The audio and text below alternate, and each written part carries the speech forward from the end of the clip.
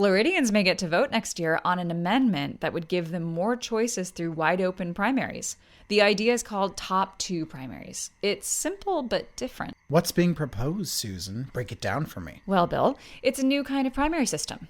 Instead of holding Republican and Democratic primaries, the state would just hold one big open primary where everyone gets to vote and all the candidates run. What happens after everyone votes in the primary? The top 2 vote-getters advance to the general election. Oh, so that's why we call it Top 2. You are very smart, Bill. So what happens to the Republican and Democratic primaries? They vanish. In the Wittgensteinian sense? That is an oddly postmodern philosophical reference, but yes, the problem vanishes. I've heard some Democrats say, I don't want Republicans voting in my primaries, and vice versa. Those people are confused. Under this system, there are no partisan primaries, just one big wide open one.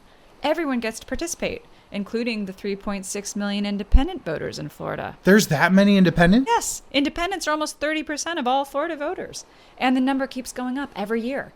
50% of voters under 30 are independents. I'm an independent. But wait, what if I really want my party to hold a members-only primary? Don't we have that right? You still can. You just have to pay for it yourself. Who pays for the primaries now? We do, the taxpayers. Even independents who aren't allowed to vote in them. That doesn't seem fair. It's not. It's taxation without electoralization. Is electoralization a real word? No, but it rhymed, Bill, so cut me some slack. So in the Top 2 system, could the general election feature 2 Democrats or 2 Republicans? Yep. That seems weird. Weird can be good. I used to think oysters were weird. Now I love them. You know what I mean. I do, but think about it. If one party has 3 good candidates and the other party has just one doofus, why should the doofus be guaranteed a spot in the finals? I am anti-doofus. Me too. This is a way to allow the 2 best candidates to advance, regardless of party. Does anyone else do it this way? Yes. California, Nebraska, and Washington all use the Top 2 system. It works well there. Voters like it. Who favors this idea? Me. Who else? Am I not enough of a reason? Not really. Ouch. But I understand. Voters like it. Polls here in Florida show that somewhere between 60 and 75% of Floridians want this. The support is across the board. Democrats, Republicans, and independent voters.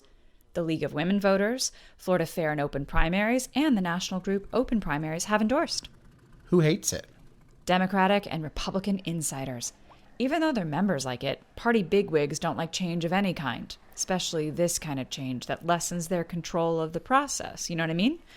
Both parties submitted 40-page legal briefs to try to keep this from even appearing on the ballot next year. They really don't like it. So voters are intrigued, but the politicians don't like it and want to keep it off the ballot. That about sums it up.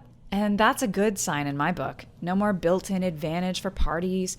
No more guaranteed spots in the finals for candidates who stink. Everyone gets to vote in every taxpayer-funded election for whomever they want. What if I don't believe anything you said? Then you just hurt my feelings again. But you can read the amendment for yourself at dos.elections.myflorida.com and check out the campaign website at allvotersvote.org. Thanks for allowing me to say Wittgenstein, Susan. No problem, Bill.